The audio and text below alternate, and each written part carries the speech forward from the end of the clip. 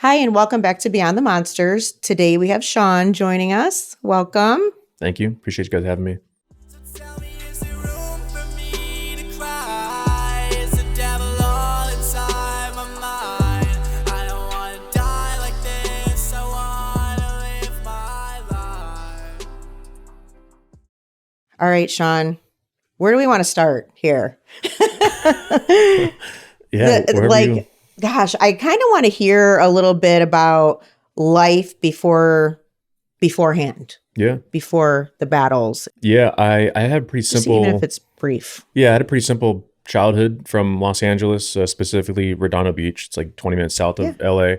I had a pretty good childhood. I mean, my parents divorced when I was younger. I had to have been like 10, 12, something like that. I was younger. But they did a really good job at 1 week with my dad, 1 week with my mom kind of thing. And they worked well together. Didn't have anything crazy trauma when I was a kid. I went to a Catholic school.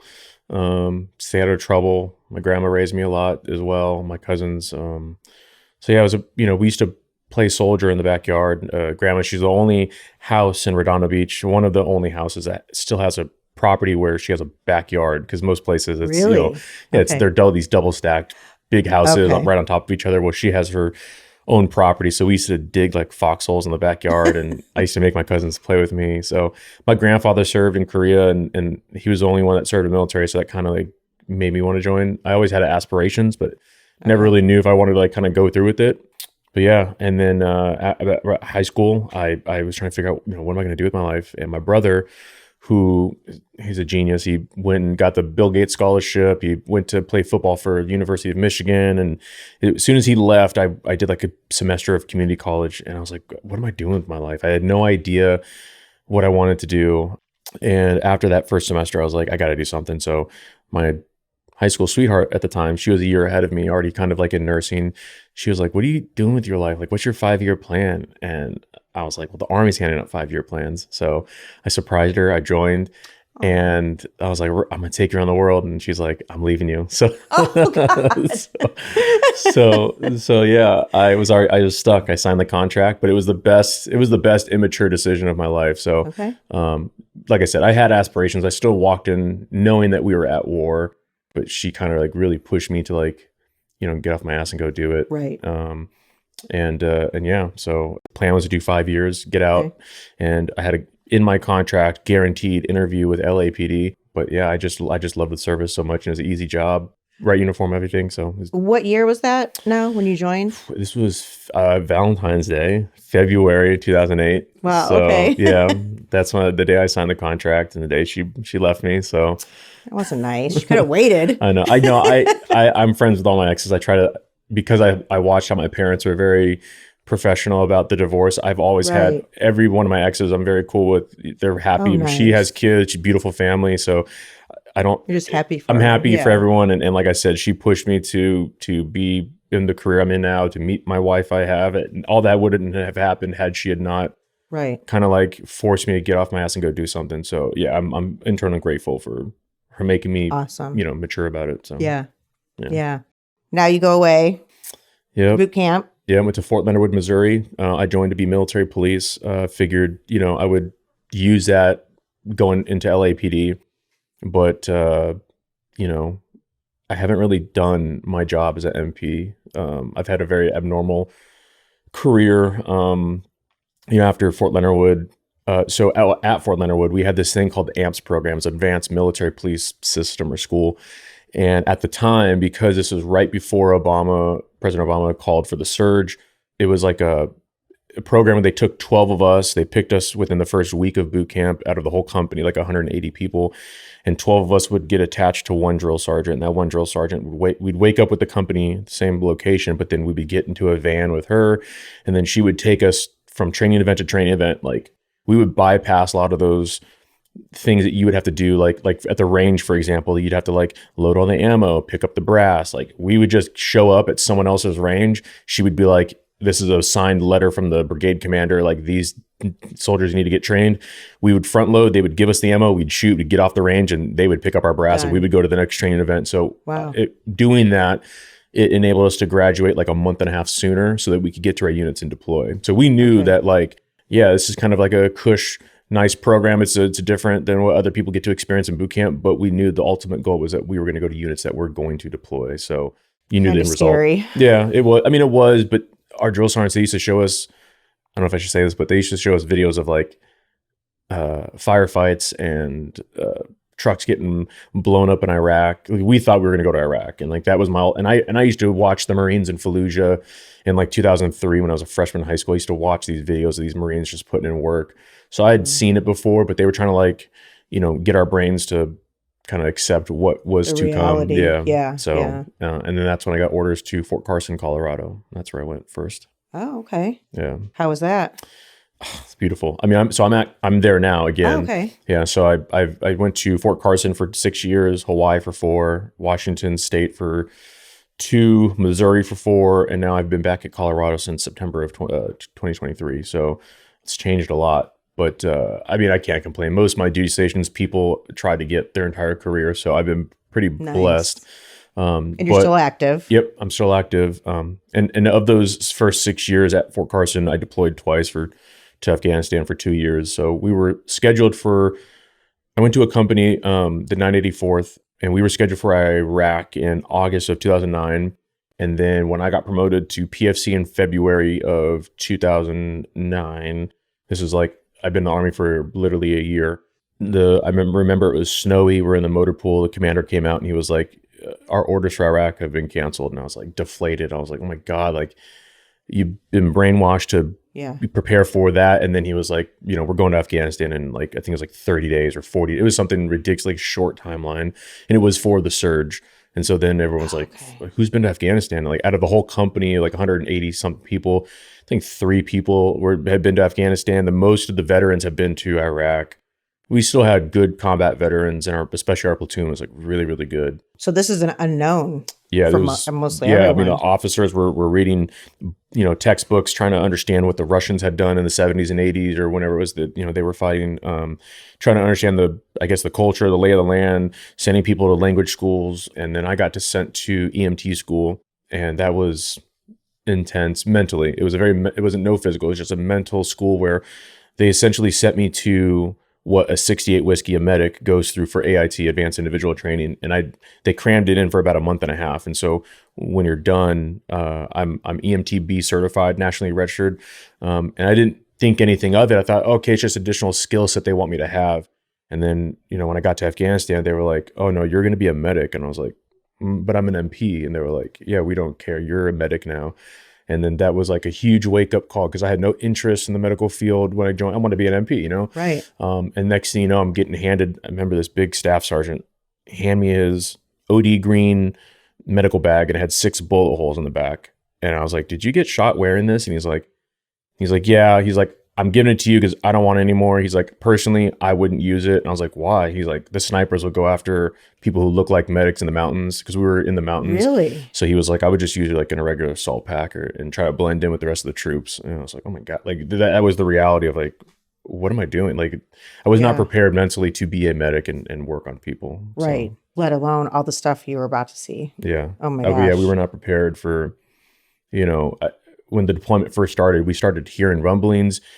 Afghanistan started to pick up a lot more than Iraq. I mean, Iraq, that first part, 03 to whatever it was, 7, Fallujah and all these crazy battles you hear about with the Marines and the Army going into these places. But we had no idea the amount of fighters that were flooding into Afghanistan. I mean, that's why the surge was what it was and why we were there. And I remember 14 days before we got into country, there was a place called OP Barialai. And I don't know the full story, so I don't want to like misspeak. Mm-hmm. But from what somebody had told me, and I'm sure there's a telephone game to it, was that there was some American troops on this outpost high up on this mountain with a few Afghan troops, and everyone got killed. And there was like a Marine, I think it was a Marine, that was like one of the last people alive, and he called for fire on his own position because they overran it. They were going to get inside, and we didn't know that would lead to, the Battle of Kamdesh later, where the 300 to 400 Taliban got inside the Outpost movie. So that was like kind of foreshadowing just the tactics in which the volume of fighters were willing to throw at you. I don't want to compare it to World War II, like kamikaze Japanese, but it almost felt like that sometimes in the mountains where they would throw a lot of bodies at the problem, the enemy would, and try to overwhelm you. And it worked sometimes. God. So as far as a medic, are there many of you? So as a platoon, for MPs, for us Okay. specifically as a platoon, we had one platoon medic, PFC Diaz, amazing medic, and but he's only one guy, and so the plan is that 2 squads were going to stay at Fob Blessing, just outside the Korngal. If you've seen the movie The Lone Survivor, that's where that is. Yeah. Okay. So those 2 squads were going to stay there, and then one squad was going to move up north to where Fob Bostic was, where the Outpost movie, kind of that area, and they needed a medic to go. So I had trained with 3rd Squad for my entire time being in that unit, and I just got plucked out and said, "Hey, you got to go be the medic for 2nd Squad up north."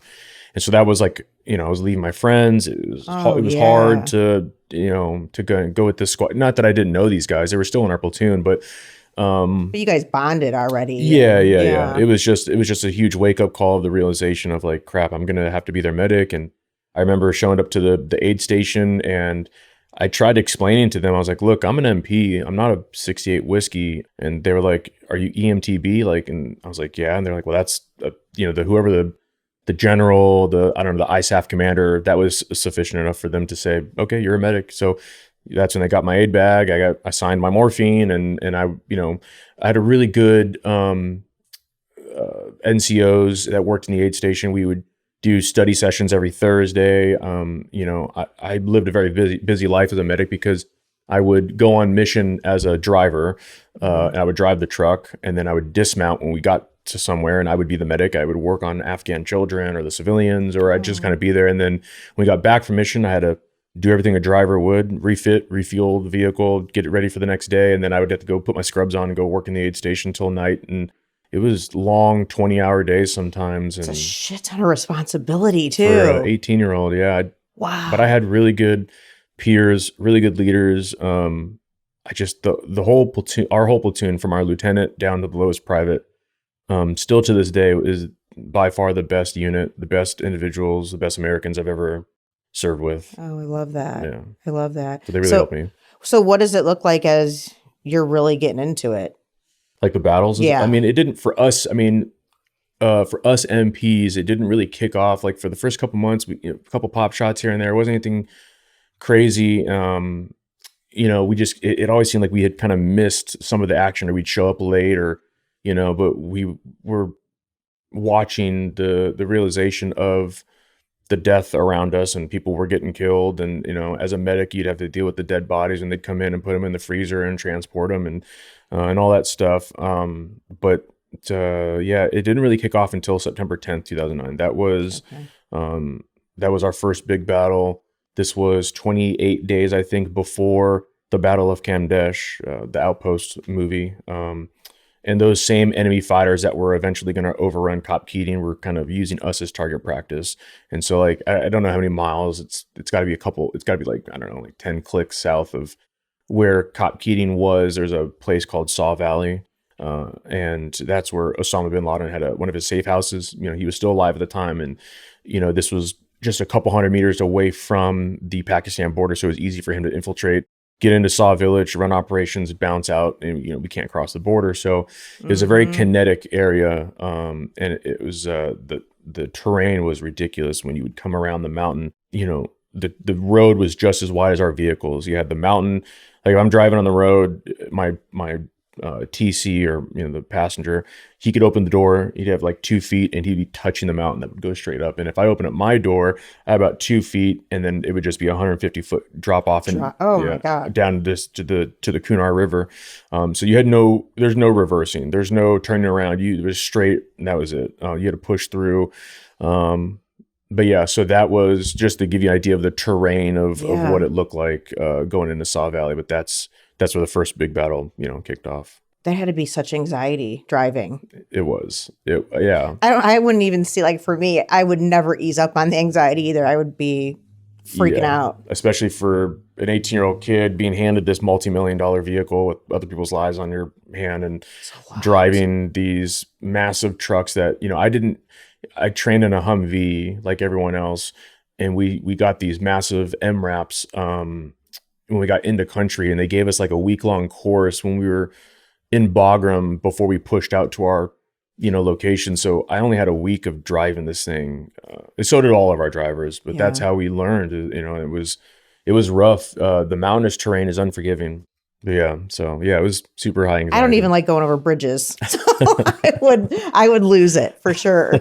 So the first big battle was September 10th, 2009. So for 3 days before that, we were doing this CLIP mission, combat logistical patrol. So sometimes they would bring up these huge, long convoys of just supplies and food and water and fuel. And we would pay a lot of the Afghan nationals to drive these, we call them jingle trucks. It's like their version of a semi-truck. And we would pay a lot of the locals, and we would, have a unit that would essentially tag along and guard them and escort them from like the main city of Jalalabad all the way up north to where we were at Fort Bostic. And then along the way, they would drop off the, these logistics stuff. And so for 3 days, we sat on the side of the road and didn't move. If you had a piss or shit, you did it inside the truck. The snipers were just high probability of snipers, so you couldn't exit the vehicle. So it was very claustrophobic sitting in that truck for 3 days, and you waited for the convoy to pass you, and then you would fall in behind it and escort it all the way up. And so it was pretty boring, 3 days, and we were tired. I remember we got back to base and we passed out, and I don't know how long we had been passed out for. I had been a couple hours, and we got woken up, and the QRF, the Quick Reaction Force element, was already out engaged helping someone else. And so we were the next element, and they were like, hey, we need you to go 6 miles south at this outpost and pick up this truck that had been shot up. We need you to escort it back here so the mechanics can work on it. It'd be a quick 30, 45 minute mission or whatever. So I'm like, okay. So we go down, we get the vehicle, we hook it up. We're getting ready to go back to Bostic to drop it off, and we get a medevac request. So the unit, as MPs, we can get broken down at a squad level, 12 to 16 of us. 4 gun trucks, sometimes 5 gun trucks. And, but we were attached to 361 Cav, Hatchet Platoon. And so this cavalry platoon was kind of like treating us as if we were their organic platoon. They were running a mission in the Saw Valley up Zengabosha Draw. I can't say exactly what they were told because I don't want to misspeak. There was some miscommunication. I'll say that there's some miscommunication that they didn't tell my Lieutenant Tyler Parton, who was leading the patrol. And essentially they walked him up this draw way up in the mountains, and then they took contact. Multiple wounded is all we were told, and that we needed to turn around, put the vehicle back, that shot up vehicle back, go to Saw Valley and go pick these guys up. That's all we were told. So when we went into Saw Valley, just had this bad feeling. Like I said, it's a very kinetic area. And there was a jingle truck sitting on the road, one of the trucks that had been escorted, but it was all by itself. And the logistics patrol was already back at Bostic. So why is this one truck just sitting here? It was blocking the road. Because again, there's no U-turn. Right. You got to push through. So, but there was no driver. There's no TC. The doors were wide open. And we're like, this is really weird, but we could see the other unit on the mountain curve, but we can't get to them because this truck's in the way. And so the first truck pulled up, and luckily our gunner was paying attention. He was looking up kind of to the right where the mountain was.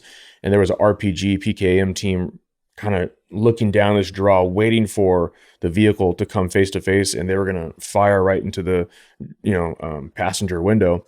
Luckily the, gunner engaged and suppressed them. And the squad leader made a call. He said, just push the vehicle out of the way. So the first truck rammed this vehicle, pushed it. It rolled down the mountain into the river. And as it's rolling, we're watching 50 to 60 155 artillery projectiles just roll out the back.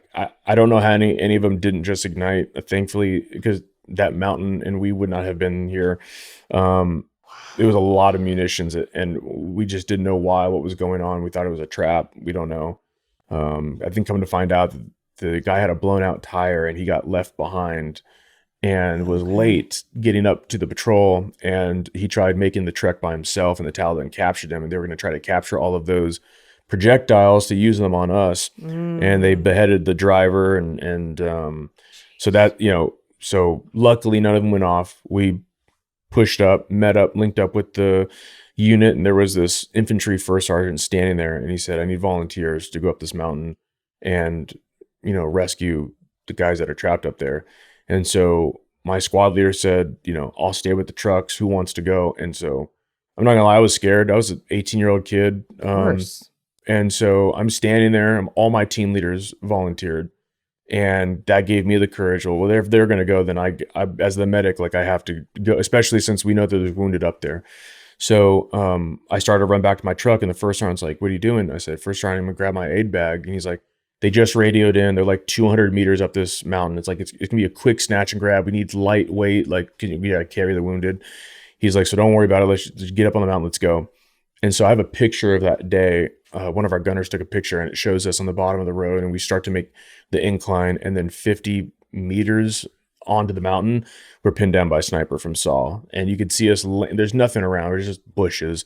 And I'm laying behind a bush, and I'm like, what are we doing? So now we know there's a sniper behind us in the village, and there's a sniper above us where the other wounded are. And so first I was like, just get up and run. So we zigzagged and ran till we got to about the 200 meter mark. And we got there, we radioed in, and the radio was coming in extremely static because of the mountains. And we said, "Hey, we're at 200 meters. Like, where are you guys?" And they said negative. It was 2000. It was 2,000 meters. We had no water, no food, no extra medical equipment. We couldn't go backwards because we had the sniper behind us. So that sucked. And that realization of, having to push forward. And so that was the first thought in my head was, can we do this, Yeah. And so we pushed and we made our way up the mountain, and we got to these Terrence cornfields, like these little cuts in the mountain where they would plant their corn. And we got into like the second cornfield, and we had to climb this tree. And I remember first sergeant went up, Corporal Sisto went up, and I was the third one. I threw my weapon up, and he grabbed me by my vest and pulled me. And I just remember coming up over the ledge off this tree, and Corporal Sisto was like telling me to be quiet. And I was like, okay. And so I low crawled up and laid next to him. First sergeant kind of turned the radio down, and he radioed to the guys we're trying to get to. He was like, are you guys in these cornfields at all? And they're like, "No, we're way above those cornfields. Like we don't have any friendly elements in it." And like right on cue, we could hear corn stalks as if somebody was walking on the corn. And I was like, oh shit. So first sergeant told us, grab a frag grenade. We fragged the cornfield like 20 meters in front of us, which is extremely close, hoping that, it wasn't going to roll back to us because it was kind of like on this incline. And, they detonated, and then there was 3 dead Taliban coming out of like this Vietnam style hole in the ground, like a cave system. And so we would just frag the cave and just kind of keep pushing. So now the enemy was like working its way between our elements. We got up to, and I have most of this on footage because I was dumb and trying to film it when I probably shouldn't have been. Oh, geez. But we got up to this donkey path. They would build these paths, where they would stack all these rocks to make a wall so the donkeys can essentially follow it and carry their wood or whatever. So we got up to this path, and there was 2 Latvian soldiers that showed up. They just drove their ATV, 2 dudes by themselves, and they ran up the mountain to meet up with us. And just to give us extra hand. And so I'm sitting there next to this Latvian guy and on this donkey trail, and the Kiowa helicopters are coming in for gun runs. Now the snipers were smart because they would put these blankets over them, and so their heat signatures couldn't get picked up, and they would kind of hide in the crevice of these rocks. And so from what we were told was that it was a singular sniper that we were going against. We didn't find out till later that this was a Czech sniper that was hired, and he had a lot of American wounded and killed under his belt during his time in the war. And he traveled with 2 additional snipers that covered his flanks, and then like a couple, I would say probably a squad and a half size element that would maneuver for him.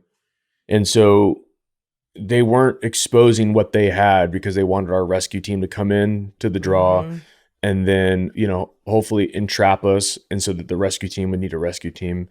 I remember sitting there on this donkey trail watching these rockets fly overhead from these helicopters, and they're trying to take them out, but they're shooting blindly. And I remember I don't have a radio, and I remember like my lips were chapped, I had cotton mouth, and the platoon sergeant, Sergeant Egan, he looked at me, he could tell I was hurting. I'm the youngest one. I'm the only private. The rest of them are all NCOs, sergeant, staff sergeant, first sergeant. And no one brought any water, but he had in between his vest, he had like a water bottle that was like only a quarter of the way filled. And he gave me the rest of his water and like just to kind of keep me going. Yeah. So I'll never forget that, like, because as he's giving it to me, he's getting told, because I don't have a radio, but I could kind of hear, he had his earpiece in, and they said that they had one hero, which is one KIA, one killed in action. And I asked him, I said, who was killed? And he said, my LT, Lieutenant Parton. So we had multiple wounded now. We had one dead. And so it amazed me that, you know, in a moment like that, where he just got told that his battle buddy was killed, more of his soldiers are wounded, his first thought as a leader was to take care of me and keep me going. And I just never understood how someone had that type of mental fortitude to, you know, kind of keep going. So I always kind of like held on to that. And, you know, as we're sitting there, I'm thinking, well, what can I do? Like, I don't feel like I'm contributing to the fight. And, you know, I didn't have an aid bag, but everyone had their individual first aid pouches on their persons. We're supposed to keep that on ourselves so that if you get hit and you're separated, or somebody can get to it. Yeah, you can, if you're conscious, you can apply, you know, the first aid to yourself. But everyone sacrificed their own individual first aid pouches. And I said, everyone give me your stuff. And so I essentially became a walk-in aid bag. I'd put all the tourniquets in one cargo pocket, Israeli dressings in another, the lube for the nasopharyngeals. I had all this stuff on me. And I said, if I go down, like, just take it off my body and use it for whoever needs it.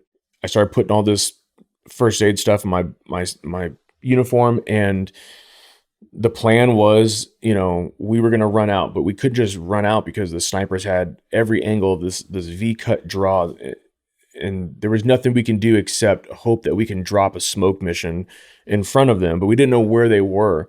And so we could use, but it wouldn't be as effective if we use like a 120, you know, millimeter mortar smoke, because it doesn't last as long. But if you use white phosphorus, which burns very heavily, it can create a smoke wall that is, you know, it could last a little bit longer, give us some more time. But the problem was, if you drop too short, you land on LT's body and or the other wounded. If you drop it too far, it's just gonna be behind the sniper and it does us no good. So it had to be a very precise smoke mission, which it was, thankfully. And yeah, and that was the plan, was to drop this, and then we were gonna run out and grab LT's body. What is going through your head as an 18-year-old kid? And this is like what you're experiencing. Did you just think, we're not making it off the mountain? Yeah. Yeah, there's no way.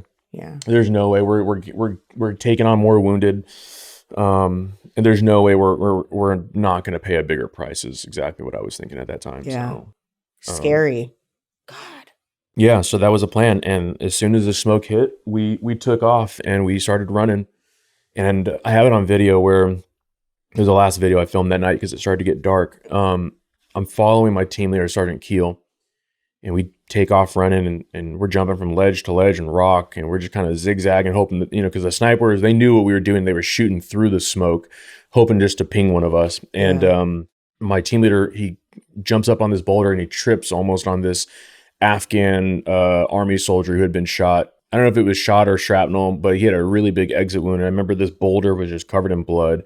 And so the video, you see me kind of run up and I slip on his blood, and I get next to him and I look at his inner calf is blown off. And I don't know, again, if it was just shrapnel for like an RPG that took it off, or a very bad exit wound. But it had cracked his bone and it was in half. It was a pretty bad compound fracture.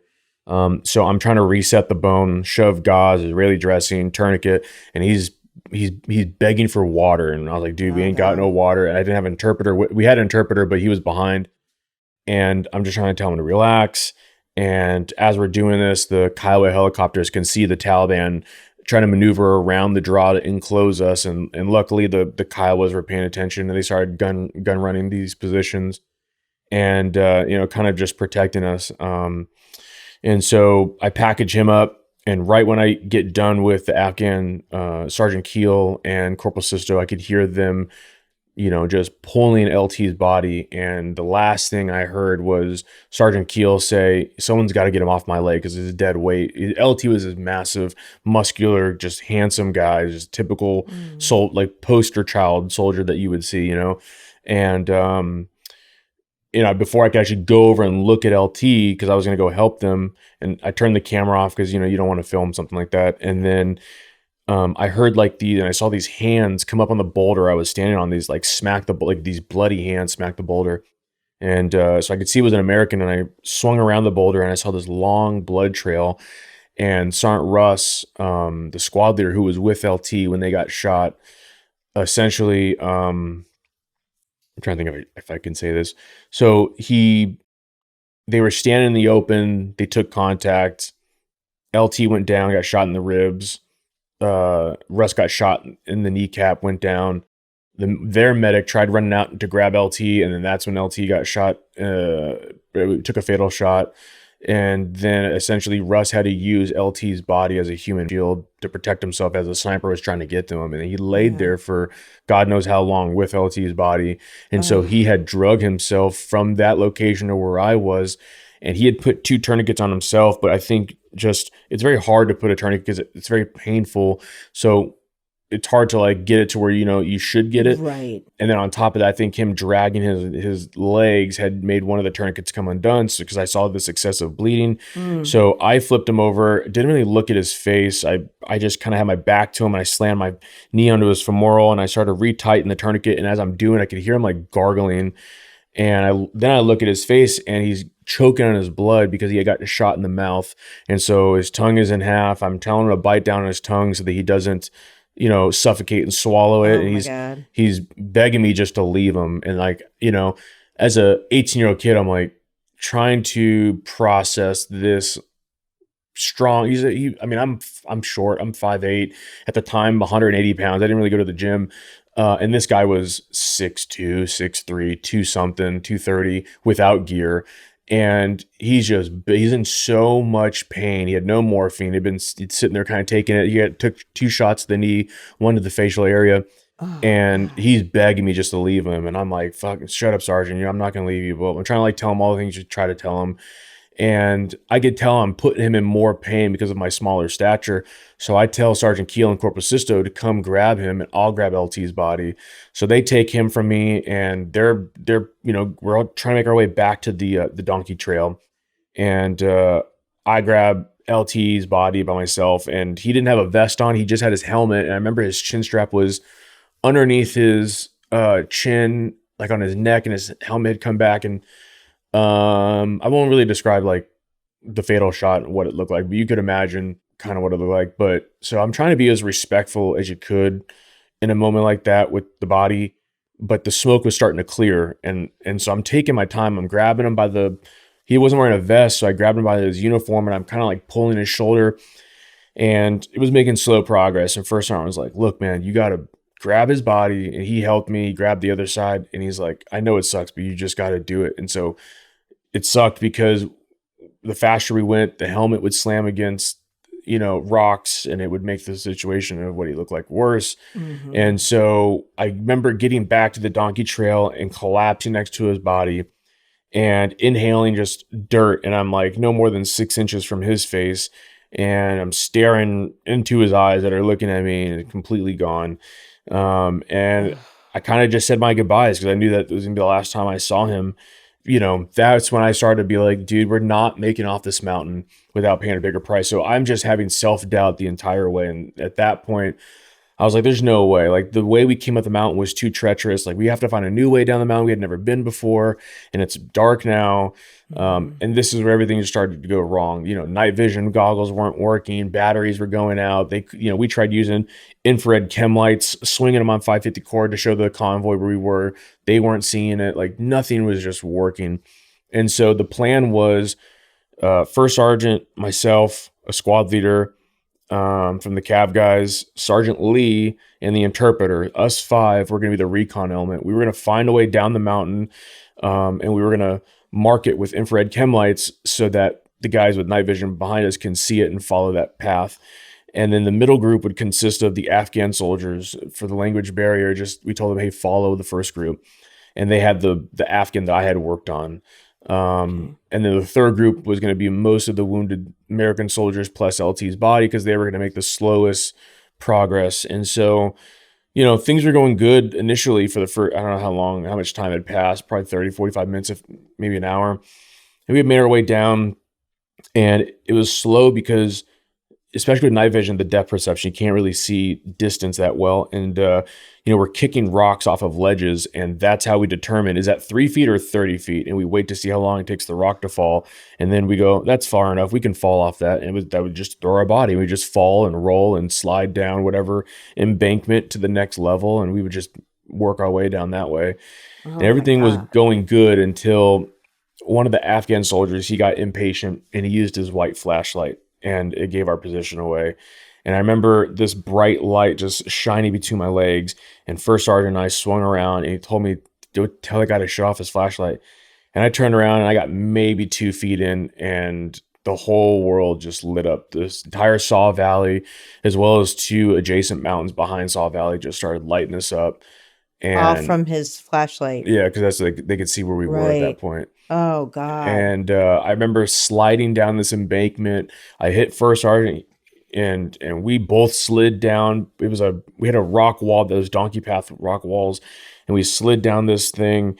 And luckily, we had this rock wall kind of protecting our right side. And I had First Sergeant between my legs. I had Sergeant Lee right above me, and I looked up, and the interpreter, he started running because I took him with me to go tell. Sorry, I took him to go tell the Afghans to turn it off. And so he was up there with me, and he started running down, and then the interpreter gets shot in the shoulder. He falls on my body, and I start working on the interpreter, and I'm laying there, and It's dark. It's dark. And I just remember laying there looking up, and I could just see tracers flying over, and I was reaching heat exhaustion at this point. Like, my body was giving out, and I don't know how much time had passed, but I remember right before I passed out, I could hear First Sergeant yelling into the radio "Broken Arrow," which is like an unofficial Vietnam era term. It's not an official term, but everyone knows when you hear "Broken Arrow," like shit's popping off, like we need help. And Okay. so it meant that a unit that is about to be completely annihilated or overran, like, is in need of air support. And so every air asset that is available has to come to our location. And so I don't know how long I was passed out for, but I passed out from heat exhaustion, and I woke up, and I remember seeing this C-130 Spectre gunship just raining down on this mountain behind Saw Valley, and I could hear the Apaches going in for gun runs. I couldn't really see them, and I could hear F-16s on station flying overhead. And I started to wake up because it felt like my body was being pelted by rocks. And I looked up, and I could see tracers flying, and then some of the tracers would just stop midway, and I could hear a loud ping sound and understand what it was. And what I was feeling was one of the Kiowa helicopters came down super low to like enemy gun level, and he was shooting his guns, and so his brass was falling on our body, and that's what had woke me up. And he essentially was putting his helicopter in front of enemy fire so that his aircraft could take the hit instead of us. And I remember thinking, like, this pilot is crazy. It's the fact that these things aren't completely bulletproof, and he's Right. just putting his entire aircraft in Yeah. jeopardy just so that we could have a few moments of not getting shot at. I remember First Sergeant was like, he gave me all the chem lights and the infrared chem lights, and he said, I'm going to go link up with the last group. I need you to go recon the way down the mountain. And as I watched him run up the mountain, there was an Afghan coming by him, and the Afghan took 2 bullets to the face, and he collapsed, got stuck between these 2 boulders.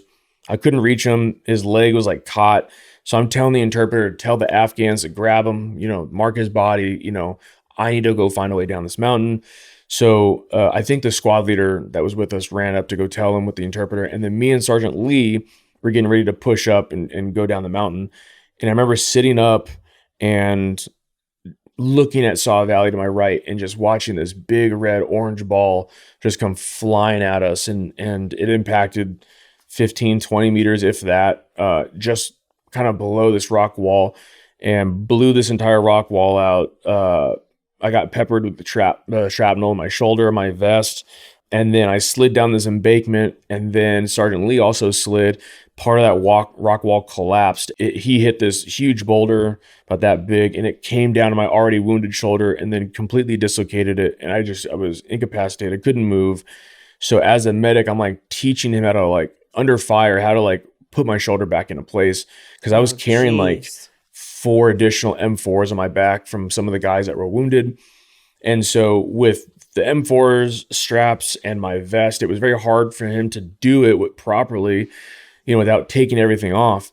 So I was like, dude, just use the buttstock of your rifle. And so he took the buttstock and he slammed it into my shoulder 4 or 5 times, got me back on my feet. Once I was in place, I felt a little bit better. I still had some burning sensation, but we had started making our way down, and we were crossing this field to the right to then work our way down. And as we're crossing this open field, the F-16s came over and they dropped these 2 500-pound GBUs on the B-10 rocket positions that were shooting at us, and which was good, because someone met their maker, but it illuminated the entire area. And so Saw Valley saw me and Lee crossing this open path, and I just remember 2 machine guns just lit us up, and I saw Lee fall off the ledge to the left, and I didn't see him the rest of the night. I don't know where he went. And then I was by myself. Like, I had no one. Again, not trying to compare. It's nothing like this, but it felt like what a paratrooper must have felt like on D-Day behind enemy lines by themselves, as an 18-year-old kid, no leadership, no guidance, and didn't really know where I was. I just knew I needed to go down the mountain.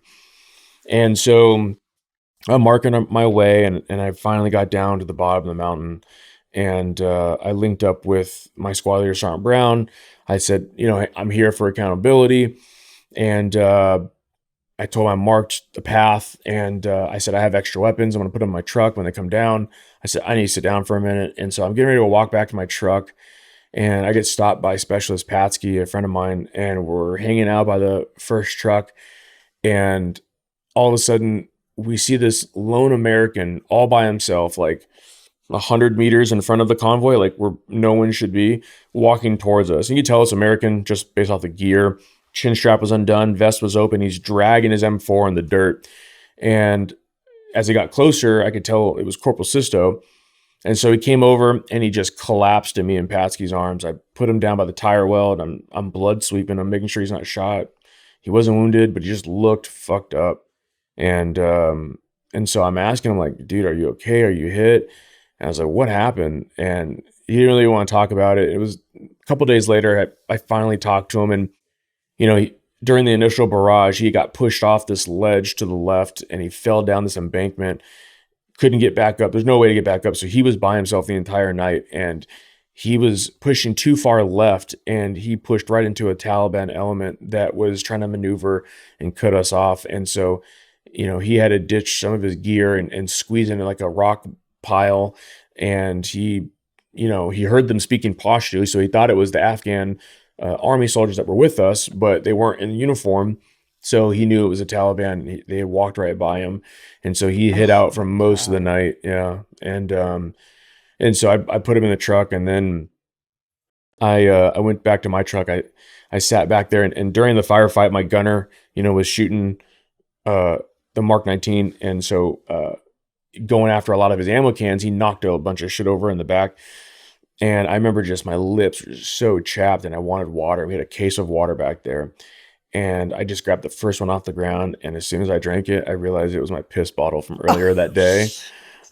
So no. As soon as I hit my lips, I just spit it out, and I was like, you gotta be fucking kidding. I knew it was mine because I threw it back there earlier that day. Right. And I wasn't even mad at it. That was just like shit. I could not have imagined that day ending in any other way at that point. Exactly. So oh my God, that's horrible. Yeah. So yeah, but we and my poor team leader, he was so pissed I didn't tell him that I was hit, because he finally got down the mountain, and I was in the driver's seat, and we weren't far from base, and I was driving with my other. I'm right-handed, but he could see I was driving my left, and he was like, "What are you doing?" I was like, "What do you mean?" He's like, "Why are you driving so weird?" And I was like, "I'm hit." He's like, "What do you mean you're fucking hit?" He's like, "Why didn't you tell me?" I said, "Well, I was gonna go check in the aid station and get back." And so he's like, "Get out of the driver's seat." So he drove, and he you're supposed to ground guide the vehicle and walk it into the base camp. He didn't give a shit. He just drove me straight to the aid station and kicked me out. And I just remember getting to the aid station, seeing LT's body, because they had hoisted him out. Black Hawk finally came in, hoisted him and some of the wounded out. yeah, I remember just seeing his body covered the blanket and the aid station running around everyone's work tended to the wounded. And I remember my mentor, Sergeant Moore, he was like, Ambriz, you good? And I was like, and then that's when it kind of like the realization of all started to hit me. And I remember tearing up and I was like, no, I'm hit. Like, and I started to collapse. My body just completely wanted to give out. And so he grabbed me and he ripped off my clothes and took me to one of the back rooms and started doing x-rays. And then, yeah, I felt bad. The next day I couldn't go out on mission. They went out to go retrieve all those artillery projectiles that fell into the river so that, the Taliban wouldn't get them. Yeah. And so I couldn't go out the next day. So I just sat there in my little sling, and yeah, it was rough. But a lot of what I witnessed that day as a young private was a baseline foundation of what leadership should look like, in combat. And then, I would apply that a little over a year later when I found myself and my team completely surrounded on my second deployment. So, Jeez. yeah, it was a crazy day. So what are you guys doing in between that time? When it happened later. Like after the mission? Yeah, like what are you guys doing like in between? Like after you're healing, you're doing all that. Is it missions? Just Same, constant? Same stuff, different day. Like, nothing changes. You mourn and you hold a ceremony and you heal and you go back on a mission. So, not long after that, I got transferred to FOB Blessing to go back with the other guys. Okay. So I wasn't doing as much as the medical duties after that. But yeah, most of the deployment after that, I was running out of FOB Blessing and a lot of firefights, some of the most dangerous in that Pesh River Valley, the Korengal Valley area. They had filmed many documentaries. Restrepo was filmed there. And like I said, Lone Survivor, it's roots based out of. So it's a very, very kinetic area. But yeah, it was same stuff, different day, just training the Afghan police, running checkpoints and helping infantry set up BP positions and helping certain operations and stuff. But that was the up to that point was the biggest firefight I had been in, was on that first deployment. How do you guys, like when you're out there, I've always just been curious, people say different things because everybody has a different mission or whatever's going on over there. And I've dealt with so many people with PTSD. How do you you said you heal, you guys just move on, you have to heal. Do you actually really heal or process anything during all that time, or it's just all kind of shove it back down, shove it down? Yeah. Because it's continuous. So I remember, after that battle in September, some months had passed and it started to really hit me. And I remember going up to my platoon sergeant and I was like, I don't know what's wrong with me. Like, I knew what was wrong with me, but I didn't know how to process it. No, I never talked it. Like I said, I didn't have a traumatic childhood. I didn't know how to process anything. And I remember my platoon sergeant was like, where we were in the mountains, there wasn't many resources. So I remember he was like, you could talk to this, I don't know if he was a psychologist. I don't know what he was, but he was just some Air Force guy. Mm-hmm. He was just a friendly Air Force guy. And he sat me down and talked to him. But my platoon sergeant tried, he tried to give me some help. And I talked to a lot of my peers about it. But yeah, it's hard to process in the moment. But you're also so busy running missions and doing things that it does keep you busy. It's always when you come home. That idle time. Yeah, the idle time to really process everything. But I didn't spend much time home. I had an 8-month dwell time and I volunteered. I said, I want to go back. So then I volunteered to go back with a sister company that was getting ready to deploy. So it wasn't until after my second deployment that I really had to process the 2 years worth of trauma. Yeah.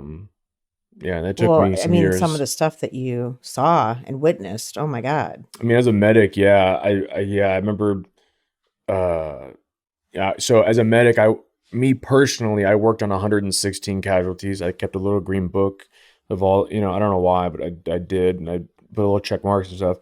And of the 116, 21 had died under my care. So I always thought of those 21 people, whether there was anything I could do about it or not. Yeah. But you'd see some pretty messed up things. I remember a quick story. There was an Afghan civilian. Sometimes once a week we would open up our gates to the Afghans to let them come in the aid station if they needed something or whatever. Okay.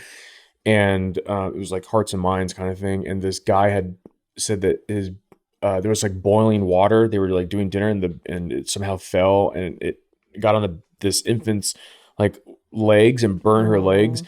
And so, we gave her some pain pills and said come back in like I don't remember, like 4 days or something like that, and check on her and rewrap everything. He came back like 2 days before, and we always had an interpreter in the aid station. We worked with the local nationals, and the interpreter's like, I think he's taking the pills to get high for himself.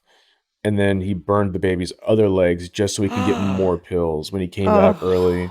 So yeah, you see a lot of like, Oh I my always, God. I always say that like by the time I was 21, I had felt like I had seen enough death, hate, and suffering for 15 lifetimes. Yeah. And you see what a man can do to another man. It really changes your perspective on life. But yeah, that's why I never really had an interest in the medical field, because I knew how much medics really, like, guys who, I didn't sign up to be a medic. I got thrown into it. I'm glad I did. The experience, the knowledge, and the insight that I learned from it was something I'll always love. But guys who like sign up to go be a medic, knowing that this is what they, are gonna have to put themselves through, I tip my hat to those guys. But yeah, it was hard to process for many years. God, I Still can sometimes imagine. is, but it's easy to talk about because I had really good mentors that like, you need to talk about it. You need to talk about it, and you need to do it repetitiously. Like the more you talk about it, the easier it is. So, sometimes I've done hundreds of these podcasts, and I might be telling a story. I might be keeping my LT's name alive. I might be telling a piece of history. But at the same time, this is a therapeutic session of me just sitting here and talking about it. Right. So I think it's good for anyone who experiences any form of trauma I needs agree. to do that. So Yeah. Wow. So what happens that next year? So you're still in. You go back again, even when you were supposed to be off for a little bit. You're like, send me back. yeah, because when you come back from deployment, you're supposed to take a 12-month dwell time, 12 months Okay. off to reset. That's like the Army's rule. And I had volunteered well before that, and then I got married in between, and then I didn't know that your spouse had to, like a school field day trip, she has to sign the form saying I let him go. So she had to go Okay. see the 2-star general and allow me to go back on the Go deployment. back. So Was she like, what the hell are you doing? I mean, come no, on. she Or was was she just super supportive? super of your- supportive. Yeah, my Okay. wife has always been super, super supportive. She was obviously scared, course. especially she knew kind of what had happened that first deployment. Yeah, it was 8 months and I was back, and we found ourselves not in the same situation I thought we would. So like we got stationed out of Jalalabad, which is like a big city, and I was like, man, I could see the mountains where I fought in that previous year. From south is where Jalalabad is. I was like, man, I want to be in those mountains. I know what's going on up there. And I think for the first 4 months or so, like our commander, a good commander, but he ran us to the ground. We would run double missions a day. Like they were long days. We're just always patrolling. Nothing would really happen ever. The biggest thing we did was we processed the Jalalabad prison. So we like transferred a lot of tier 1 Taliban and processed a lot of those prisoners there. But there was no firefights or in the city and stuff like that. And then there was this operation that was going up north, and they were going to push us to that. Then that operation got canceled. And I was like, man, like I came all the way back here to get back in the fight, and it's not going to happen. And then I don't know what happened, but there was a major enemy force pushing into the mountains. And so they said, okay, we need you guys to go up. And I was like, okay, now's the game on. So we went back up to the mountains, and I got stationed out of Fob Joyce, which is just southeast of Asadabad. Asadabad is on the outskirts of the Pesh River Valley that would lead us to where, Lone Survivor and all that stuff was. And so when I was there, 2009, 2010, when we were leaving, the 101st Airborne came in and they replaced us from 2010, 2011. And then I went 2011, 2012. So I replaced the guys who replaced me. And so they gave up a lot of that land that we held. They gave up Fob Blessing, the Korengal, Kopp, Michigan, all these outposts along the Pesh River Valley. They gave it up, and the Taliban now had control of a lot of these places. Well, 25th Infantry Division out of Hawaii, who we were attached to, they said, no, we're taking that shit back. And so I had a very unique situation. Again, I'm an MP, always been an MP by trade. As we went to the mountains, we knew that a lot of it came down to calling for fire and precision shots. And so because I had been on a SRT, special reaction team, it's our version of SWAT in the military. Okay. So I had been to a marksman observer course, the basic course.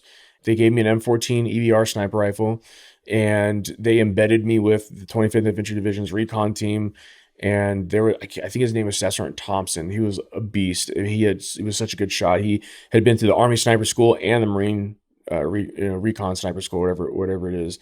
I think he got invited or something, but he taught me a lot of the stalking techniques and elevation and humidity and how rounds travel and using elevation, all these things.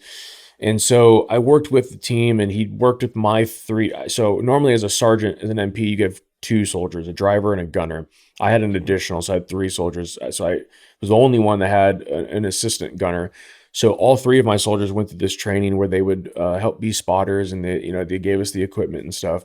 And a lot of the times when we go to, like, for example, the Marawara police station was deep into this valley that was 150 meters from the Pakistan border. And while the squad leader was training with the other team leaders, with the Afghan police, me and one of my soldiers would infiltrate up into this OP and set up shop overlooking, like an overwatch position in the Pakistan border. So I don't want to use the word sniper because I didn't go to the sniper course, but that's designated squad marksman is probably the better term. Mm-hmm. And then on top of that, our medic, his wife was giving birth to triplets. And so the command made a call. The kids don't need to grow up without a dad. Send them home. I could be the medic again. I'd done it before. So now I was a team leader with 3 soldiers as a designated squad marksman and the platoon or squad medic. So it was a lot for me to take on. Definitely. Jeez. Yeah. And so we were preparing for a major operation in which the 25th Infantry was going to take over the Pesh River Valley, and they were going to push back into this valley. We were going to, I don't want to say we were the spearhead. We were going to be, because at that point, Karzai, the president of Afghanistan, had these 12 rules, and everything had to be done with the Afghan police or army. It had to be an Afghan face in the front of whatever we did. It couldn't just be the Americans just holding their hand the entire time. So because we were MPs and we worked very close with the Afghan police, we were going to be one of the first ones to push into this valley and link up with the Afghan police at the very first checkpoint into the valley, and we were going to push in together and set up battle positions while the infantry and the Rangers air assaulted deep into the mountain, like up top, and then essentially would take the fight to the enemy, and they would push them down the mountain, and we would already be set up in these battle positions waiting for them, essentially. So that was the initial plan. Word got out that this operation was going on, and we went to the first checkpoint, and it was engulfed in flames. And how do you think the word got out? Is there just always could be an somebody that's shady? interpreter. Yeah, it could be an interpreter or something, probably. And the police station was engulfed in flames, and some of the police had their heads on sticks outside, and there was a message they left a message on the wall, spray painted, and I asked my interpreter, what does it say? And he said, it says, keep coming. Like, keep coming into the valley. Yeah, they were taunting us. They knew, so we radioed it and told the command, but operation was already kicked off. There's nothing we could do. So you guys saw all those heads on sticks and stuff? Yeah. So you just continue to take the fight to the enemy. So yeah. So nothing happened for, at least for us, in the operation for like, I don't know, a couple days, maybe a week. We would just sit at the bottom of the mountain. We'd set up these battle positions, kind of put our trucks like in a 360, and we would just wait and, took some pop shots and a couple RPGs, but nothing crazy. And then on August 4th, 2011, there was a humanitarian aid convoy, Afghan convoy, that was coming from the front lines, I guess, from where we were trying to take over Fob Blessing.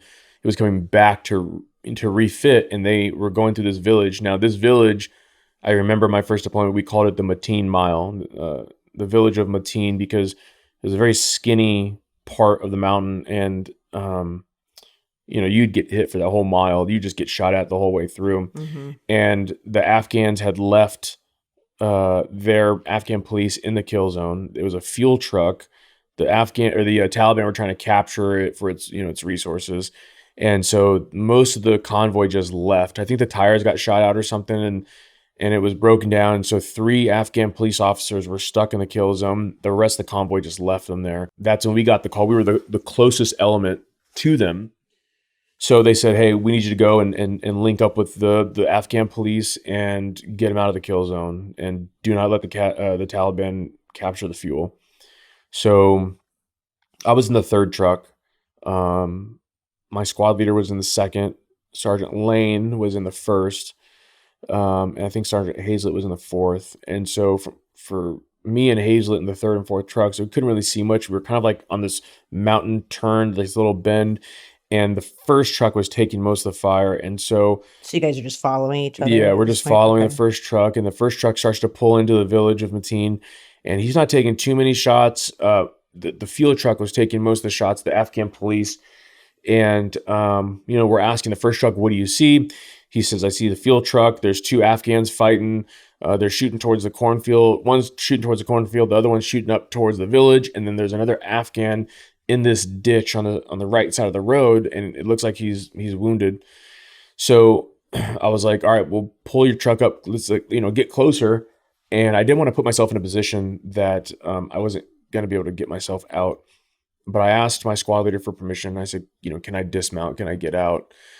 And he said yes. And so I left my 3 soldiers. I crawled to the back of the vehicle, and I told Melton, Specialist Melton, he was my assistant gunner. He had been to Afghanistan once before, and I kind of gave him his instructions in my absence. He's in charge, and I told him drop the ramp. He dropped the ramp. Now, I told him throw a smoke grenade out to give me some concealment so I can run up to this 1st truck. And so because of just how loud it was, and I didn't have a headset on, he said smoke out. Like he meant he threw it out. I thought it meant dispersed out, like it was good to go. Right. So I didn't hear him yelling me to stop, because I started running down the ramp, and I circled around the passenger side, and I started running towards the 1st truck, and there was no smoke. It just had started. And so now I'm the only American on ground, and the Taliban they see my little brown ass running from the 3rd truck all the way to the 1st. I get up to the 1st truck, and I kind of assessing the situation. And just to give you what it looked like. So I'm standing at the front right tire of the truck. To my left, a couple feet off the road, there's this huge cornfield that would run for a couple hundred meters, real big cornfield. And then there was the river, and then a huge mountain.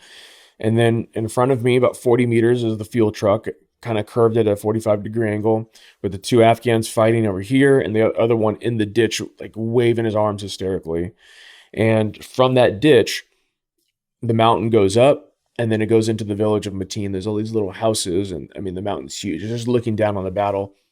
And I remember these kids just sitting on this rock wall, like laughing, watching us get shot at. It just felt so surreal. And I ran towards the fuel truck. Baseball slid into the ditch. And of course, it's nothing but human feces in that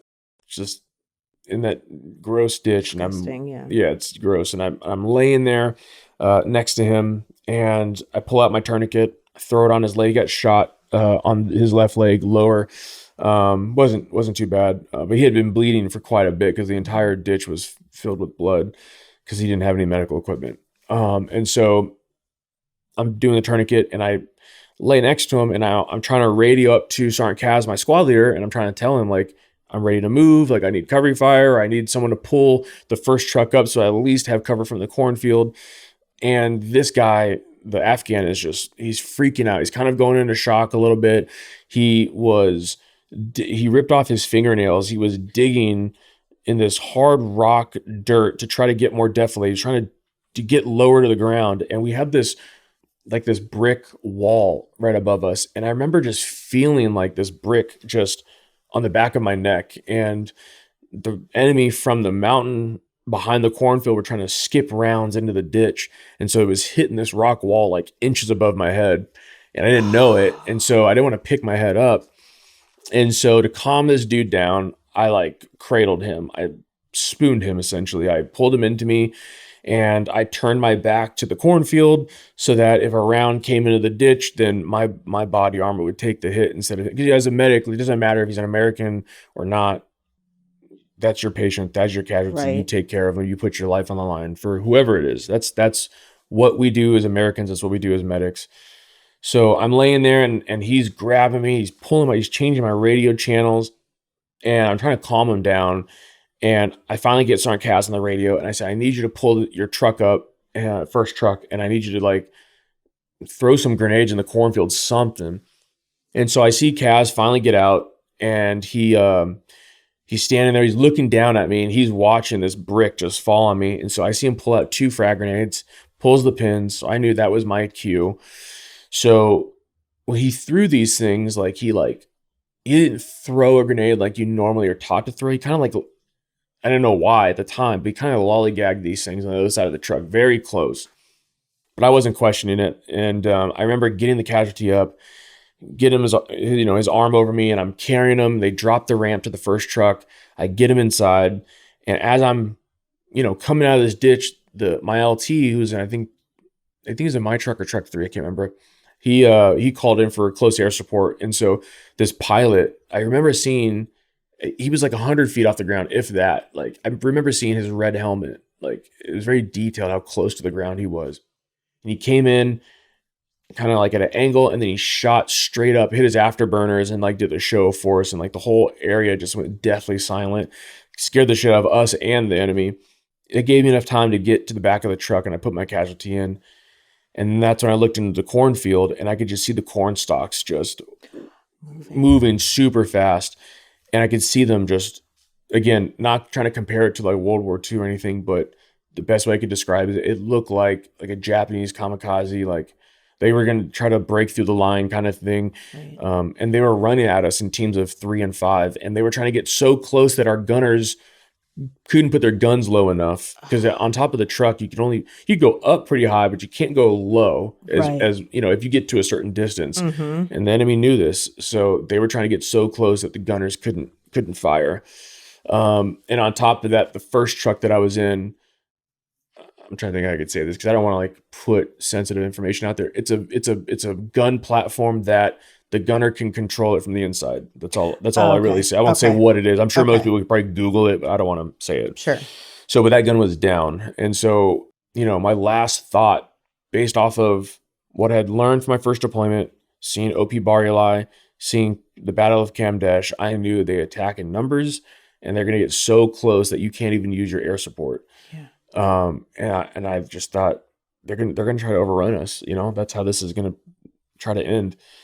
And so I closed the ramp to the first truck, and I started to work on my casualty and sustain him, package him up, And I looked, and the gunner, Specialist Jelinus, he was looking up the gun platform. The turret was open, and everyone was just like not really moving. They were all looking up, and I was like, "What are you guys doing?"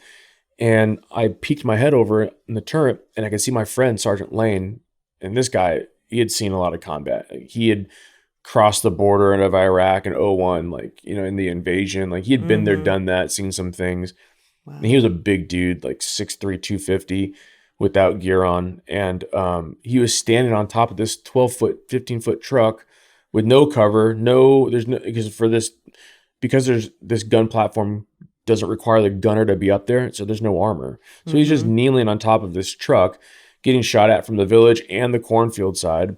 And he's completely disassembling this 50 cal, trying to get it to work. And he was like, I can't get it to work. But it could still move. It was, long story short, it was the gas solenoid that wouldn't pull the trigger. So essentially the gunner had the little camera on the inside. He had a screen. He could zoom in. He could find infrared. And so Lane told Jelinus, hey, just find me a target, yell when you're on target. So the gun would spin, and then he would yell target, and then he would manually pull the trigger. And that's how he would kill people for, I don't know, like 5-10 minutes. It was insane. I couldn't let him, go up there by himself. And so he was covering the cornfield because it, for the weapon that he had, it is actually 240. I said 50 cal. It was a 240, I believe. So just because it's a little bit bigger of a round, it's easier to shoot that into the cornfield and mountain as opposed to putting a 240 into the village. And so I knew that I had my sniper rifle. So I was like, I'll take the precision shots into the village where I know I can, like, there's less collateral damage. I'm not just going to hit a kid behind a wall or something. I can take a precision shot at someone. So I said, Lane, I'll cover your 6. You keep taking the cornfield. So I open up this emergency hatch. I'm standing on some MRE boxes and I'm exposed from the waist up and I'm shooting into the village. And I pick off a couple people and then I heard Lane scream and in pain. And I look over and a round had skimmed his ass cheek. And I was like, as the medic, like, it's our job to make sure that, the health and safety of everyone is our responsibility. We have to make sure that we can go out each day and skull fuck the enemies of the United States of America. Like, that's our job. And it doesn't matter what your rank is. At that point, I was like, Lane, you're fucking done, man. Like, get off the truck. Like, I'm not letting you jeopardize and put yourself in any more danger. You have no armor. Like, get off the truck. Right. So that gun was now completely down. We had no gun covering an entire forward position. And so as I'm telling Lane to get off the truck, I could see Sergeant Kaz run from the second truck all the way to the fuel truck by himself. And I know what he was doing. So I was like, Lane, let's go help him out. And I patched Lane's ass up real quick. And we drop the ramp, we circle around, we get to the fuel truck. Kaz is sitting in the driver's seat trying to find the keys.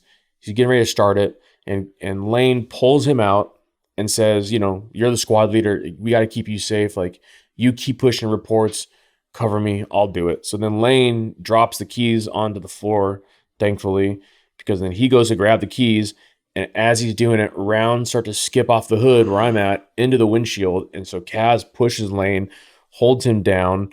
Lane's laying on his side. He starts the vehicle. He reverses it. We slam it into the ditch that I was laying in, and we dump the fuel into the ditch so the Taliban couldn't have it. And so it's probably not the smartest thing to be next to a fuel truck while rounds are going through it and near it. But so we're doing this for a few minutes, dumping the fuel, and we get a call from the local command that we fell under, and they essentially said that they had an infantry unit that was going to be there in 15 minutes and to essentially hold our position, defend it at all costs, sustain the casualty, and then when the replacement unit gets there, brief them, and then we can fall back to what was the place called? Cop Hanukkah Miracle, and they had an aid station there, and we can take the Afghan there. So we're defending the first truck because that gun is down. So Lane is taking the cornfield at the front of the truck. Kaz is taking the village at the front of the truck. So they're back to back shooting in two opposite directions. And I'm in between truck 1 and truck 2 at the rear tire. And I was going to take the cornfield to make sure that they didn't get close enough or get an RPG off or try to bum rush that. So because the second truck gunner is trying to take the entire cornfield all the way up to the front and into the village. So he's covering an area that it's too wide for a gunner to be trying to cover. And so I was trying to help that gunner by covering it from the ground. And we'd been defending that position for quite some time. I had gone through over 600 rounds easy. I'd gone through all of my mags. I asked the mechanic that our mechanic McGovern. I told him, give me your magazine. So he's giving me ammo. I had gone through all of his ammo, and we had a boom box. Every truck had a boom box. Essentially, it's a big ammo can of nothing but things that go boom: grenades, 203 rounds, everything. And so I had fired 25 203 rounds out of my grenade launcher into the cornfield, and on the 26th one. The shitty thing about the old 203 is it had this little knob on the front that held it together. And on the 26th one, it completely detached from my rifle. So I shot the last round out, and then I'm holding my weapon into two pieces, my M4 and my 203. But it was probably the best thing that happened to me that day. So I didn't even try to like mess with it, put it back together. I went to the passenger side of the vehicle. I told the gunner, give me your 249, so squad automatic weapon. And I threw my M4 and grenade launcher in there. And he gave me a 200 round drum. I start to load it. I cock it, load it, and I'm at the rear tire. And the plan was I was just going to come around the backside of the truck. I was just going to spray into the cornfield because there was no collateral damage like in the backdrop of the cornfield. So I knew I was safe. There's no like village, right? It was just the river. So I knew I can just kind of spray in there, and because it was hard. You would not have seen an enemy until they had gotten within like 15 feet Right of on you. top of you. And so as I'm getting ready to turn around the corner, I could see Sergeant Bino, and he's driving truck 2, and he's waving his hands hysterically, and he's like pointing at the cornfield. And initially I was like, yeah, dude, I know they're there. That's we've been shooting them the entire time. Like I'm thinking this within a split second. Like, yeah, I know they're there. What are you doing? I was like, whatever. And I come around the back of the truck, and that was the scariest moment of my life. He was trying to warn me that there were 3 Taliban coming up out of the cornfield. And when you come out of the cornfield, it wasn't just a flat, it had like a little bit of a hill and then onto the road. And so they were coming up over that crest of that hill. So by the time I came around and I took my weapon off of safe onto fire, they were 3 of them, and they were at a 45-degree angle, kind of like, one wasn't closer than the other 2. And they were, probably from here to the corner of this glass. They're 7-8 feet from me. And luckily they were at an angle, and luckily I had the 249 because I put the weapon on the far right enemy fighter, and I just let the recoil lift it to the left, and I just cut these dudes in half. And the first dude dead immediately. I saw him fall at the base in the cornfield. And the second and third guy landed partially on the road and on the road. And the second guy was dying. The first guy, the last one, was laying there, and I remember I was scared shitless, and I had to catch my breath. It just kind of caught me off guard, and I retreated to the back of the tire, and I'm laying behind the tire, and I'm trying to just like catch my breath, like what just happened. And I remember peeking around the tire, and I remember looking at this Taliban fighter that was just laying there, and he still alive. Still alive, and he's looking at me, and I'm looking at him. And it was like everything outside of our glass bubble was going on. The war was still raging on around us, but I took a moment, he took a moment to just, it was weird. We were just staring at each other. It was like two people who believed in what they thought was right, and he was doing what he thought. It was just a pure soldier moment from 2 opposite sides. And, I could have put him out of his misery and shot him. He wasn't reaching for the weapon, wasn't even near him at that point. But not long after, his body just went limp, and he kind of rolled off into the cornfield. And, I was going to continue to stay there, but Kaz and Lane were saying that their weapons were going dry. They needed CLP, lubricant, and I had the lube, but it was in my truck, back in truck 3. So I said, I'll go grab it. So I ran all the way to back truck 3. I'm radioing to my guys to drop the ramp. They drop it. I get into the back, and I wasn't paying attention. My foot got caught in the ramp as I closed it. So I'm screaming in pain, but the adrenaline is just going so much. I didn't really think anything of it. And I looked at Melton, and I said, I need the lube. Like, our guns are going dry. So they're getting me the lube, whatever. And I could, grabbing more 249 ammo. I'm kind of refitting. I'm taking my breath. My ankle hurts. And all 3 of my soldiers are just staring at me, and they're not moving. They're not doing anything. And my ears were ringing pretty good from just all the fire, but it sounded like the truck got stuck into a seashell. I could hear everything on the outside of the truck. It was very faint. I could hear bullets smacking the side of the truck. I looked at all of them. I looked at Garcia, my driver, who I was really close with, and he looked like he wanted to like break some bad news to me. And I said, like, what's wrong? Like, what's going on? And they didn't know what I had just experienced at truck 1, but he was in contact with the close air support, the F-16s overhead. And he said, close air says that we are completely surrounded. And I kind of had an idea just based off of like, they were shooting from the village, but they had watched guys cross the road, and they were like trying to engulf us. And so close air support said they can't support us. They're too close to us. And I knew how close they were because they just got within 8 feet of me. I didn't want to tell them that and freak them out. And so I remember for that split second, I thought about that being on that mountain in September of 2009 and being that young private and having that self-doubt and thinking we weren't going to get off that mountain without paying a bigger price. And that every time I looked up, my leaders, my NCOs were formulating the next phase of the plan. They were redistributing ammo and gear. They were splitting us up in 3 groups, recon element. They were finding ways to get it done. And my leaders never looked phased that we weren't going to be okay. And I thought of that in a split second. And I had to apply what I had learned as a young private. And now my young privates are looking at me thinking we're not going to get out of here without paying a bigger price. Oh my God, we're completely surrounded. And I had to give them that direction that my leaders gave me. So I told Garcia, I said, get on the radio. We knew there was an anti-aircraft gun in that valley, and we didn't know where, but most of that fire was coming from the west side, the southwest side of that mountain. So I told him, I said, Garcia, get on the SATCOM, talk to the F-16s, and tell them to show of force at any gun runs in the cornfield, but they need to fly in from, south to north. So they come over those guns, kind of like gave him a direction so he could focus on that. And I looked at Doyle, my gunner, and Doyle had the most kills the entire deployment. I think he walked away with like 75 confirmed kills or something like that. He was a hot shot with the Mark 19.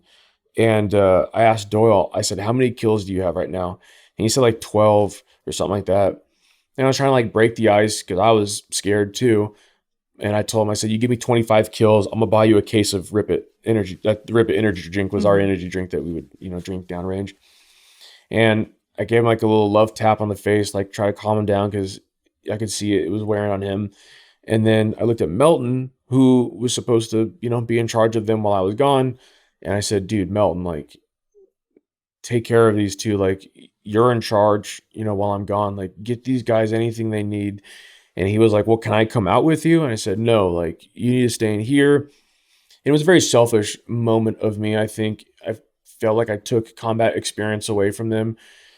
And in reality, it was my job to be in that truck, not his. I was the sergeant. I'm the team leader. It's my team. I should have been in that truck making sure they had everything they need. But I also knew that truck 1 needed as much help as they could get.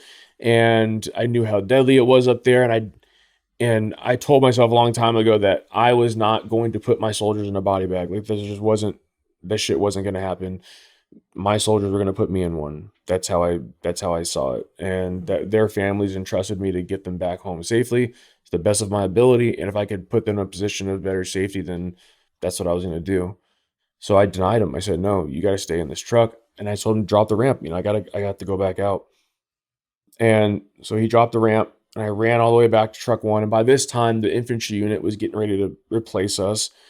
So I get into truck 1, I get in the back, and I figured, well, I guess I'll get in the fight. And so I grab an M4. They're turning the vehicles around, and we were taking a lot of fire from the village at that point. So I get up, and I'm exposed about waist up, and I'm shooting in the village, or I'm getting ready to shoot in the village, excuse me. And as I'm bringing the weapon up, I'm looking at the village so I can scan for a target and then engage when I get the weapon up. And as I'm getting it up, I see this guy come around this little building and he starts to shoot at me, and he got a couple of shots off. They hit the top of the truck. And I remember getting the weapon, and I didn't even have time to get it really on my shoulder or the buttstock on my cheek. And I fired 2 shots into his chest. And then I don't know what happened. I don't know if there was an explosion. I don't know if something hit the top of the truck. But I remember something smacking my face, and I remember my head snapped back to the right.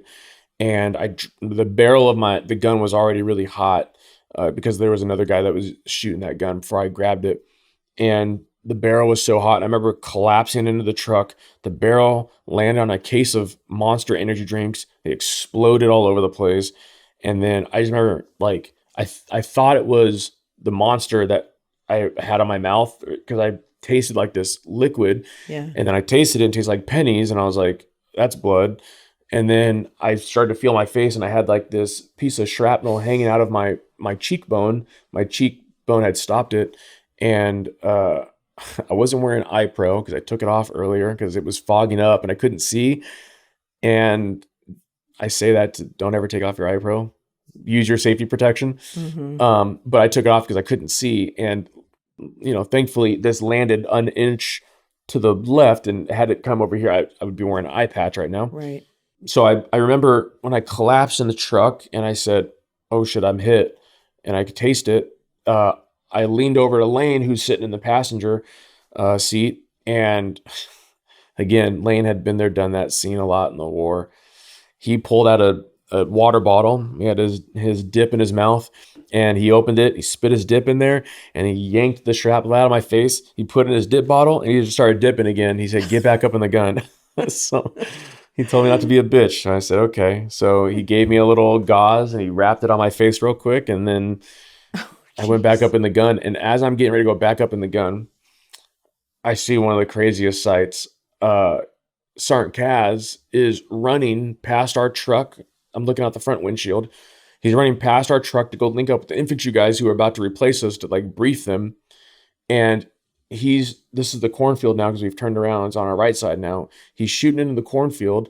And I remember him on his he had like 3 rounds left, because he fired 3 rounds of his M4 rifle. Bang, bang, bang, click, out of ammo. And then a guy came out of the cornfield, single. It was 1-on-1, and he slung his rifle, pulled out the pistol, and shot this guy twice in the neck, and just kept running. And I was like, oh my God. So we dubbed him Pistol Pete from there on out. But Perfect. yeah. So yeah, but we were able to get to the aid station and get the Afghan looked at, and refuel and refit. We went back out 30 minutes later for the next week or so. So, Wow. but it was a successful operation. Good. For the most part. So it's amazing that how you had such great leaders, and then you I've been became the blessed. same. Yeah. I've been blessed that I've had more good than bad. Yeah. I know some people can't say that. Right. But yeah, I've been extremely blessed with the leaders that I've had above me, for sure. I have a big question, and I kind of guess I touched on it already, but like what is like going through your head at that moment where you're like, yep, I want to go back to this. I'm going to put myself back out there. Like when your wife had to sign off on you, like what are you thinking that? I think most of us accept death, especially if you've experienced it. You've kind of just accepted it. And I don't want to say I wasn't scared, because you're always scared, but you kind of put that behind your mind. Mm-hmm. But yeah, I don't know. I don't know what I was thinking, except for the fact that there were dudes putting in work over there, and I wanted to make a difference. Yeah, I too. wanted to be a part of it. And I've seen good, bad, ugly. I've seen it all on that first deployment. And I know that with my experience, and this company that was going back to Afghanistan, they had little to no experience at all. I was the only one in the entire company of 180, 190, whatever it was, who had even been to that mountain range. So the command relied heavily on my experience, which I'm glad, these are high-ranking individuals in my company, that my company commander, my first sergeant, my operations sergeant, and I'm just a little buck sergeant, just got promoted to sergeant. But they relied heavily on my experience, and they didn't care that there was a huge rank difference. I just had really good leaders. So, but yeah, as far as what I was thinking, I don't know. I wish I could tell you. I just knew I wanted to put in work. Yeah, because sometimes there's people that like they dread it, they don't want to go, all the things, but then there's others that are like, yep, let's go back out. Or you hear like the SEALs, how they just want to get right back out there. Yeah, I mean, I don't know. I mean, you do dread it. You dread the homesickness and missing out on things, and that all sucks. But yeah, especially, I mean, like, well, I don't want to compare anything the Army does to like the SEALs and Special Forces. A lot of those guys do 3, 4 month, 6 month deployments. We were doing 12 to 15 to 18 month deployments.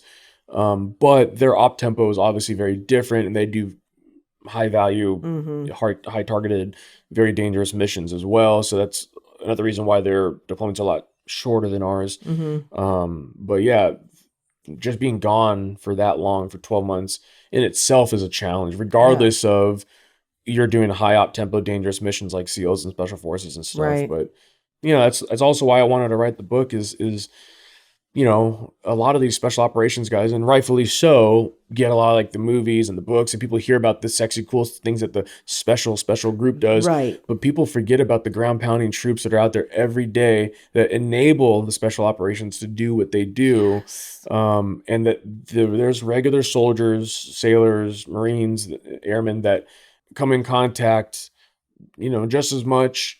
Missions may be different, but when you take a year-long deployment, you're going to see most of the time combat, and you know those guys are putting in work. And so I want those stories to be highlighted as well, and not be forgotten about just because they don't have the word special in front of their name. Right, exactly. I mean, you guys are fighting for your life every single day. Yeah. That's crazy. And sometimes we don't have the sexy gear, Right. or the things that a lot of the special operations that they get, because, and I get it, rightfully so, because of what they do. But sometimes the ground pounding nobodies have to find ways to make things work with little. Yeah. And that's a challenge in itself. So, But even hearing you talk about all this, I would have never thought that it was like that bad. You know what I mean? Constantly. I know that it's bad over there and people have lost their lives, and you know, there's bombs and all the different things that happen. And I've even seen a lot of people injured, but to hear your story, oh my goodness. it's abnormal. Yeah, it's Yeah. a little abnormal. You know, that's why a lot of people higher ranking had reached out, and people for years were like, "You need to write a book about," because it's abnormal for an MP. Right. We are not we're not infantry. We are not a combat MOS. I mean, we're combat support, Yeah. but we're not a combat MOS like engineers or the infantry and stuff. So, yeah, MPs have seen a lot of combat in the war, but it's just not as highlighted. But yeah, it was super abnormal. And when people were reaching out and were like, "You need to write a book. This needs to be a movie or something," I was like, absolutely not. Like, I do not want my life exposed, and for people, and to read comments, and to feel like people are Monday quarterbacking my life and critiquing every little thing. That's just not something I was willing to do. And then I had a mentor that essentially told me to suck it up, and that it wasn't about me, and that, you know, there's a higher purpose to, Yes. you know, it's still to this day, there's some people that like, who don't even know me. Like, I've heard, you know, other people say, "Oh, they said this about you." I'm like, "Who's that?" And they're like, "I don't even know the guy." Right. You know, and people think that because I wrote a book that I was trying to make it about me, but I don't even make money off the book, because I said I didn't want to make money off someone's death. Right. So, you know, for the longest time, now, as of recently, I don't know what happened, the foundation, I can't find it online, but I was donating everything that I received, which is $1 a book sale, to Lieutenant Tyler Parton's foundation that was built for him. It was on the West Point website, and then as of recently, it's come off. I don't know what's going on. Oh. But that's where I was sending all the money to. And for me, you know, when people talk about the book negatively, it kind of hurts, because not because I wrote it, but because, like, man, those are like two of the worst days of my life. And Yeah. you know, LT gave his life, and a lot of people sacrificed a lot of things. A lot of my friends like put in work during these firefights, and I just feel like if you're downplaying or talking shit about it, it kind of hurts, you know, instead of understanding the full story. They don't care to, though. Yeah, That's I the know. thing. You know, that is hard, especially with social media and stuff. Oh, yeah. Everybody has an opinion. Everybody wants to say shit. And they're the people that are just sitting at home not doing shit, Yeah, you know? yeah. So it's been a hard thing to grasp, but I've kind of always had that in my career. But like, I just stay out of trouble. Like, I don't like drama. I don't like to mess with people. Like, I don't go out and do anything. I mean, I've never even had alcohol in my life. I've never had a sip of alcohol. Like, Really? I just stay away from everything. I'm a homebody, you know, so, but when I can help people, and when people want help, I will sacrifice anything I can. So then when I hear people talk about my worst days, it's like, that kind of hurts, you know? Yeah. But That's what they want. nothing I though. could do about Yeah, it. it's hard. It's a hard thing, especially with all the opinions and Yeah. stuff. And they're, gosh. Because I do care about what people think. I know some people are like, "Man, I don't care about what." No, I do. Yeah. I do, because I put a lot of work into my craft, and I care about soldiers. And when I have soldiers, especially those I don't even know, are talking about me, my family name that I've worked so hard for, yeah, it hurts for Yeah. sure. Yeah. but there's nothing I could do besides if I have an interaction with said person, I could just show them that Right. this is who I am, you know, like Right. the guy that was running around in combat doing all these things is the same guy that I will turn my body armor to take that hit for whoever it is, metaphorically or physically, you know what I'm saying? Right. So Your experience that you shared, though, that is such an eye opener. Holy crap. I appreciate Would have that. never thought. Would have never thought. I don't know why. Me either. But yeah. Me either. Yeah, exactly. So is that the last mission that you had to go on? No. We still had 8 months left in the deployment, whatever it was. Really? Yeah. So, and yeah, we had seen plenty of combat afterwards, but that was obviously the biggest and I guess most deadly because of just how close they got and stuff like that. Yeah. So.